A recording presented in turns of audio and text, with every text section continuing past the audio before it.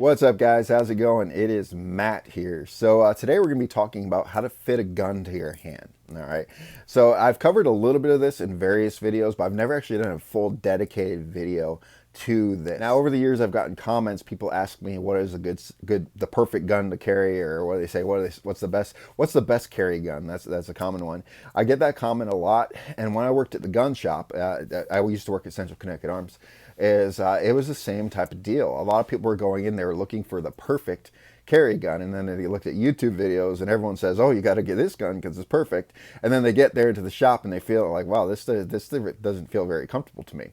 That's because there's no such thing as a perfect size gun, perfect size carry gun. So I brought a few guns out. It looks like the old Men in Black over here, the way how they're set up. So I brought a few of my guns out just to kind of do a demonstration for you guys and kind of teach you how to do this. Now, the first thing I want to focus on is when it comes to marksmanship.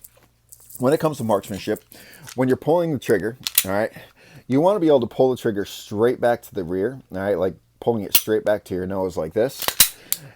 You want to do it straight back every single time you pull it. Now, if you have a bad grip and say you have too much finger on the gun, it's going to pull it a little bit to one side. If you have too little finger on the gun, watch what the muzzle does. It's going to push it that way a little bit when I'm pulling the trigger that direction. So grip does matter on how it fits you when it comes to a person. Now, that's not always, it's not something that you can just, fix. I've heard people say, "Oh, just change your grip." It's not something people can just fix, all right? It's something that they need to address when they come to actually getting their first guns, or when they're not their first guns, but they're trying to get their guns. So right here, I pulled this out, the Glock 19.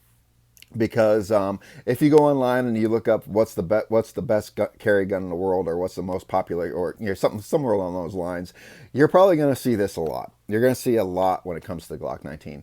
There's a lot of people out there that will tell you that this is the perfect size gun. It's small enough to fight with, or it's small enough to carry but big enough to fight with. I've said that too when it comes to different guns. You want something small enough to carry that, but it's big enough to fight with. But they'll say it fits perfectly, it's the right size and stuff like that. I want to show you something real quick. So I'm turning this upside down. Look where my hand is on the Glock 19. All right, I'm up as high as I can go with this back strap on it. Look where my hand goes when it comes to the Glock 19. Now, when I load a magazine into it, still have it's a little bit better, but I still got a little bit of a gap in there, and I'm not a big fan of that. I like having a good solid grip on a gun. Now, I'm 6'1.5", almost 6'2", and I have slightly larger hands than your average person, all right? So for a Glock 19, for me, is not the perfect gun. The way how my hand sits on this, when you're putting a hand on a gun, you want to make sure there's a gap between your finger and the actual frame here, because if your finger is sitting on the frame like this, then your fingertip is barely going to get to the trigger. And if there's a massive gap like up there, then you're gonna have way too much finger on the trigger, all right? So what you wanna look for is you wanna look for a gun that has a decent sized gap where when you put your finger on the trigger, you can get your hands where you can actually pull it back straight back to the rear like that. Now, when it comes to this gun, if you notice, I have the medium back strap with the beaver tail on it. Now, I need the beaver tail. I need this back strap because the grip of Glock 19 is too small for me. My hands are big enough that when I put it on a standard size Glock, or when you take the back strap off, my hand goes naturally goes super high. I mean, you want to hold the gun high, but you don't want to hold it as high as I hold it. Like right now, I'm just on my thumb there. You see my thumb is literally coming, barely about touching the frame there, all right? When I don't have this back strap on, my thumb is literally right in front of the slide. So what happens is when I shoot this, after a couple hundred rounds, I start bleeding all over the place on my thumb because the gun is just too small for me.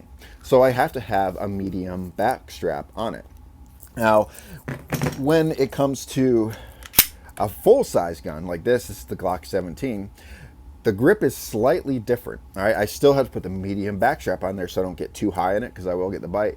But because there's more grip on this, I can actually have a slightly more comfortable grip on this gun, and I don't have that. I don't get bit as much as I would with a 19. That's even with the beaver tail on it. I don't get bit as much with a Glock 19 because if you take a look, I have a full grip on this, all right? And the way how this hump is on the actual, the larger size, if you look at the two, there's definitely a difference in the sizes. I'll take a look. You have the 17 is the back. See, it's got that kind of nice little hump on it, like that. All right, you kind of see it up here. For me, that hump on the Glock 17 fits my hands very well, a lot better than the Glock 19. So I can actually shoot this better than I can shoot the Glock 19 naturally. However, I still need that backstrap because my hands are still that size where if I don't have that backstrap on, my hands will get bit like crazy. Now, when it comes to me, I carry full-size guns most of the time. I did a video on that.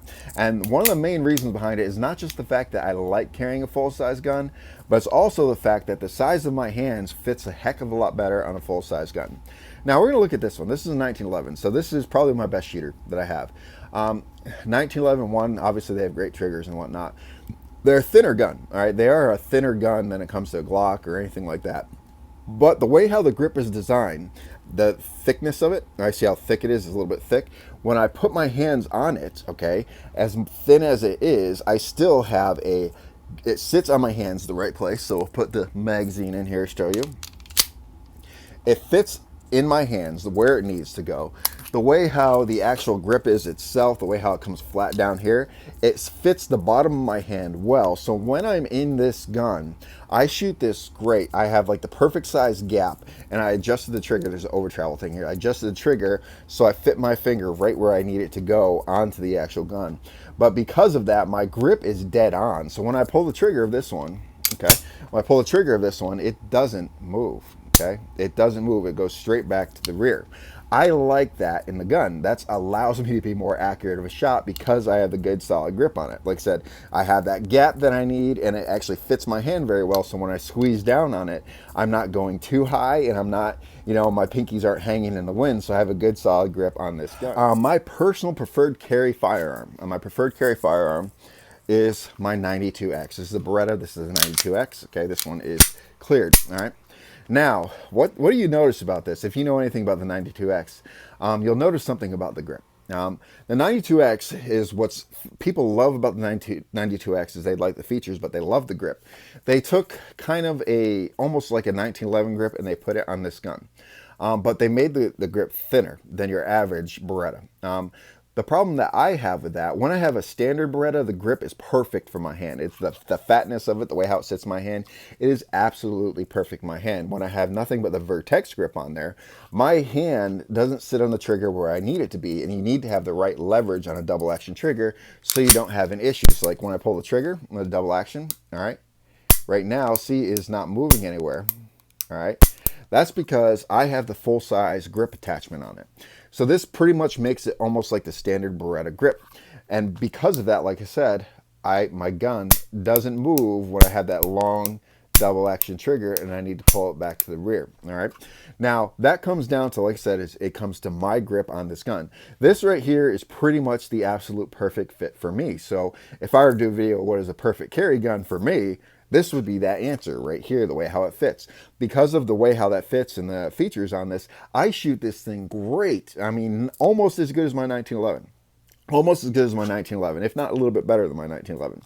But it all comes down to where my hand sits on the gun. And obviously you have to worry about work on your trigger and trigger control and stuff like that too. But the proper way to fit a gun, guys, isn't by going online on YouTube and looking at the perfect gun. The proper way to find a gun that fits for you is you need to go to a gun shop, all right? You need to get hands-on different guns. If they let you stick your finger on the trigger, stick your finger on the trigger. What you're gonna wanna do is you wanna hold it, you wanna put your finger on that trigger, you wanna make sure there's a gap between the frame and your actual finger. You wanna make sure where your finger sits on the trigger when it pulls back to the rear, if they let you pull it to the rear, like point it in a safe direction. This is actually safe direction.